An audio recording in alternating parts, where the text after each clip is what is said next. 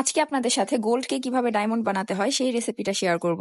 আসসালামু আলাইকুম এভরিওয়ান। চলুন আপনাদের ক্যাশু নাট ডেট ক্যান্ডি বানিয়ে দেখায়। বাজারে খেজুরের যেই পরিমাণে দাম, আর এর সাথে যদি চকলেট আর ক্যাশু নাট ইউজ করা হয় তাহলে এটা তো গোল্ড থেকে ডায়মন্ডই হয়ে গেল, তাই না বলেন? ডেট ক্যান্ডি বানানোর জন্য শুরুতে আমি কিছু খেজুর ধুয়ে মাঝখান থেকে ছুরি দিয়ে একটু কেটে এর বীজগুলো ফেলে নিয়েছি। 50 গ্রাম পরিমাণ ডার্ক চকলেট আমি ডাবল বয়লারের মাধ্যমে গলিয়ে নিয়েছি, আর নিয়েছি কিছু কাজু বাদাম। এখন খেজুরের মধ্যে আমি একটা কাজু বাদাম দিয়ে খেজুরটাকে একটু চাপ দিয়ে লাগিয়ে দিয়ে এতে একটা টুথপিক গেঁথে দিয়ে খেজুরটাকে মেল্টেড চকলেটের মধ্যে ডিপ করে নিব। তাহলেই তৈরি হয়ে যাবে আমাদের মজাদার ক্যাশু নাট ডেট ক্যান্ডি। আপনাদের বোঝার সুবিধার্থে আমি আরো একটা ক্যান্ডি রেডি করে দেখিয়ে দিচ্ছি। আপনাদের আমি আরো একটা ইজি ডেট ক্যান্ডি ডিজাইন করে দেখাচ্ছি। এর জন্য ডার্ক চকলেটের মধ্যে সামান্য একটু মেল্টেড হোয়াইট চকলেট দিয়ে একটা কাঠি দিয়ে নেড়ে চেড়ে তারপর একটা খেজুরের মধ্যে ডিপ করে দিলে দেখুন একটা সুন্দর ডিজাইনের ডেট ক্যান্ডি রেডি হয়ে যাবে। এভাবে আপনারা খুব সহজেই গোল্ডের মতো খেজুরকে ডায়মন্ডের মতো ক্যাশু নাট ডেট ক্যান্ডি বানিয়ে ফেলতে পারবেন। আজকের মতো এখানেই বিদায় নিচ্ছি। সবাই ভালো থাকবেন, সুস্থ থাকবেন, আমার জন্য দোয়া করবেন। আল্লাহ হাফেজ।